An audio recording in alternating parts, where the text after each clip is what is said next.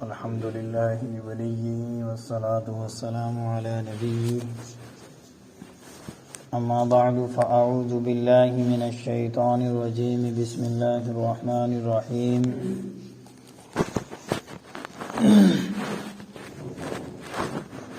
ولا تقتلوا أولادكم خشية من إملاق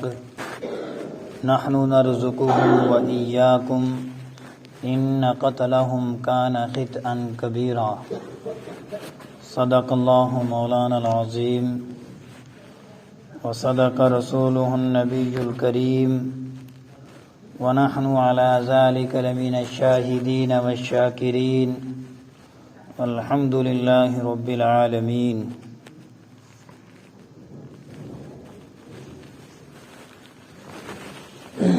رب ذوالجلال کا احسان عظیم ہے کہ اللہ تبارک و تعالی نے ہمیں ایمان کی دولت سے مالا مال فرمایا ہے، نبی دو جہاں صلی اللہ علیہ وسلم کی امت میں پیدا فرمایا ہے۔ ایسا نبی ہمیں عطا فرمایا کہ جو پوری کائنات کے لیے رحمت للعالمین بنا کر جن کو اس دنیا کے اندر مبعوث فرمایا، تو بہرحال ہمیں زندگی جینے کا ہر ایک سلیقہ، طریقہ، وتیرہ دیا ہے۔ ہمیں نبی علیہ السلام کے حکم کے مطابق، ان کی شریعت کے مطابق، ان کی سنت کے مطابق، قرآن کے احکام اور قرآن کے حکم کے مطابق ہمیں جو ہے زندگی گزارنی ہے۔ آج جو میں نے آپ کے سامنے آیت کریمہ پڑھی ہے، میں وقت کی ضرورت سمجھتے ہوئے اور پوری دنیا کے مسلمانوں کا جو یہ رجحان بنایا ہے مغربی تہذیب نے، چونکہ قرآن کریم نے ہمیں ہر موقع پر ہماری رہبری کی ہے اور ہمیں ہدایت کا اور سیدھا راستہ بتلایا ہے۔ بہرحال میں نے آیت کریمہ پڑھی، وَلَا تَقْتُلُوا أَوْلَادَكُمْ خَشْيَةَ مِنْ إِمْلَاقٍ نَحْنُ نَرْزُقُهُمْ وَإِيَّاكُمْ إِنَّ قَتْلَهُمْ كَانَ خِطْئًا كَبِيرًا۔ آیت کریمہ کا سادہ سا مطلب یہ ہے، اپنی اولاد کو مفلسی کے اندیشے سے قتل نہ کرو،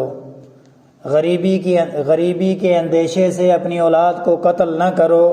کیونکہ سب کے رازق ہم ہیں۔ یعنی اللہ تبارک و تعالی فرما رہے ہیں کہ سب کے رازق ہم ہیں، ہم ان کو بھی رزق دیتے ہیں اور تم کو بھی۔ اگر رازق تم ہو تو ایسی باتیں سوچتے، بے شک ان کا قتل کرنا بڑا بھاری گناہ ہے۔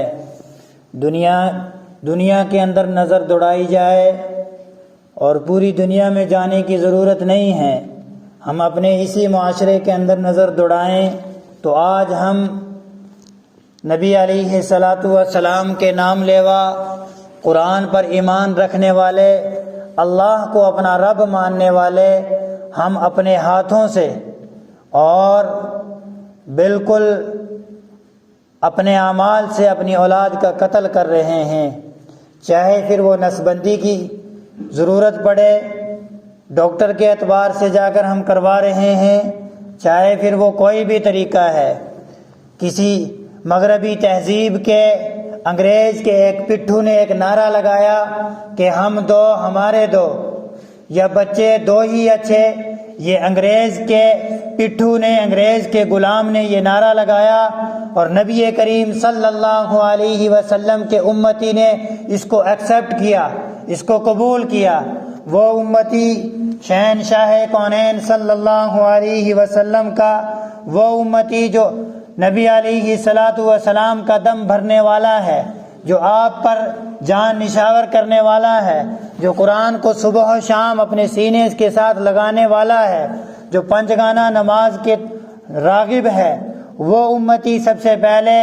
انگریز، یہودیت اور نصرانیت کے اس پیغام کو اپنے سینے سے چپٹاتا ہے اور اس کو ایکسیپٹ کرتا ہے کہ اگر آپ نے یہ نعرہ دیا ہے کہ ہمیں جو ہے 2 بچوں سے زیادہ بچوں کی ضرورت نہیں ہے، تو سب سے پہلے اگر قتل کریں گے امت محمدیہ کے نونہال معصوم بچوں کا جو اپنی روزی اور اپنا رزق اور اپنا مقدر لے کر دنیا میں آتے ہیں، تو سب سے پہلے میں اپنا نام لکھانے کے لیے تیار ہوں۔ لعنت ہے اس زندگی پر، اس زندگی پر کروڑوں لعنتیں ہیں۔ کیوں کہ اللہ ایک طرف ہمیں منع کر رہا ہے کہ رزق کے اندیشے سے، رزق کے خدشے سے اپنی اولاد کا قتل مت کیجیے، اور دوسری طرف نبی علیہ الصلاۃ والسلام کا امتی، دوسری طرف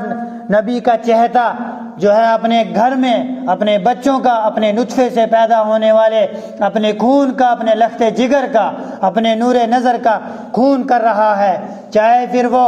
کسی بھی اعتبار سے ہو، یہ خون اس کے ذمے ہے، یہ قتل اس کے ذمے ہے، یہ گناہ کی سزا اس کو بھگتنی پڑے گی، اور اللہ کے سامنے اس کا حساب اس کو چکانا ہوگا۔ اس آیت کریمہ میں انسانی حقوق کے متعلق ہدایات کا ایک سلسلہ وہ یہ ہے کہ اہل جاہلیت کی ایک ظالمانہ عادت کی اصلاح کے لیے ہے۔ زمانہ جاہلیت میں بعض لوگ ابتدائے ولادت کے وقت اپنی اولاد خصوصاً بیٹیوں کو اس خوف سے قتل کر ڈالتے تھے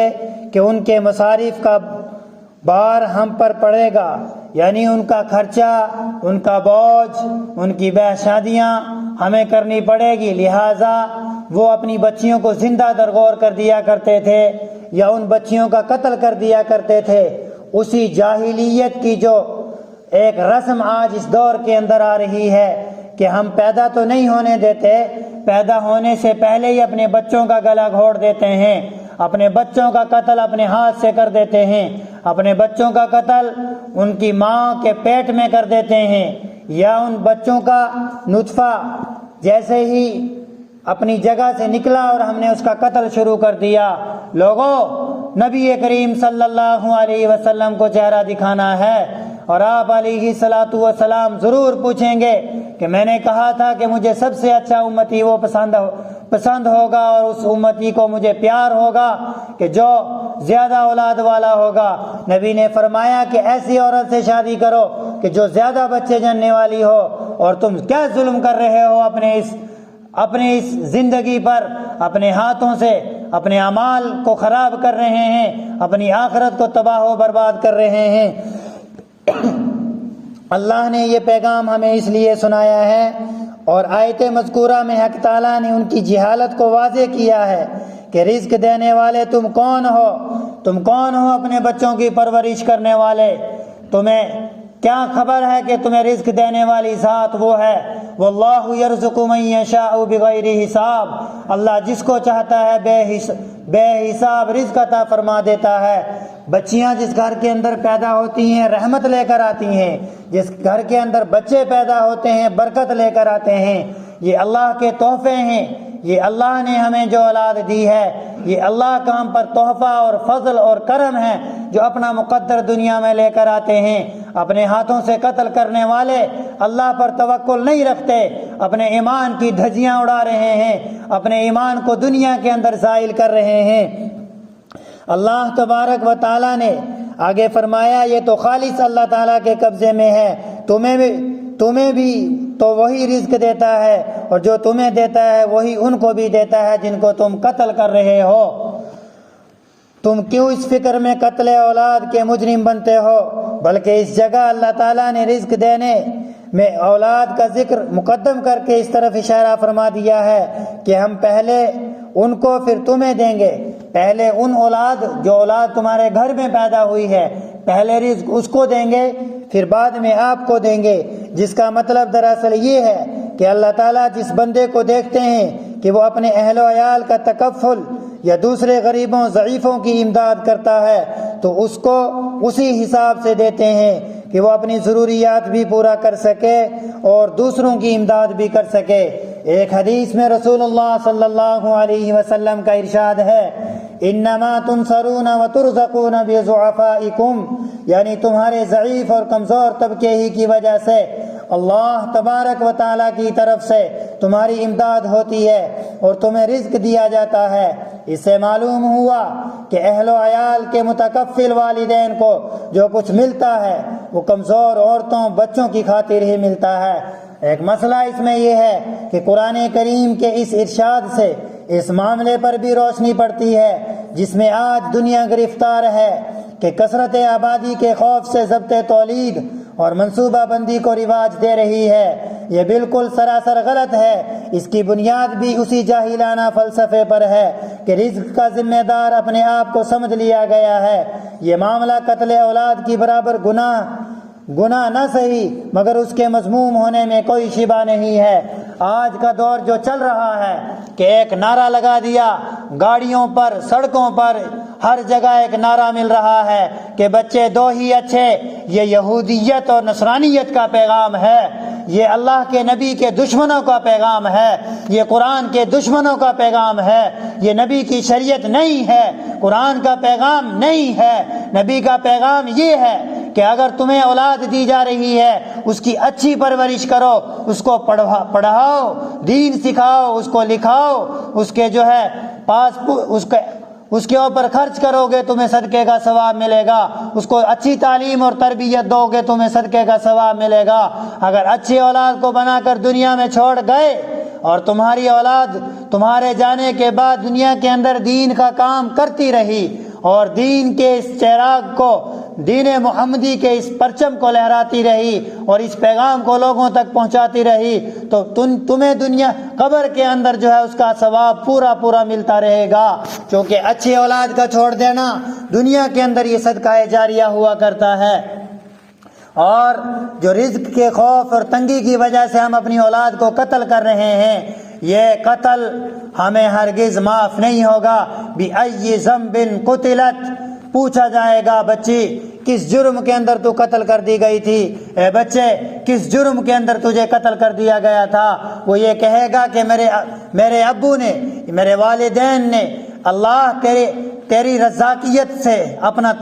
جو ہے بھروسہ اور توکل اٹھا دیا تھا، وہ تجھے اپنا رب نہیں مانتا تھا۔ رب کے معنی یہ ہے کہ پالنے والا، رب کے معنی ہے رزق دینے والا، رب کے معنی ہے مشکل کشا، رب کے معنی ہے حاجت روا، رب کے معنی ہے بگڑی بنانے والا، رب کے معنی ہے کہ ہر مشکل کو حل کرنے والا۔ تو اگر ہم اپنے رب کو اپنا رب مانتے ہیں، اپنے اللہ کو اپنا رب مانتے ہیں، اس پر جو ہے ایمان رکھتے ہیں، تو یہ قتل اولاد کی جو رسم چلی ہے، قتل اولاد کی جو یہ ایک آواز چل پڑی ہے، اور جس زیادہ بچے والوں کو دیکھ کر کہتے ہیں ارے تو نے تو دنیا کے اندر ٹیم بنانے کا ٹھیکہ اٹھا رکھا ہے، نہ جانے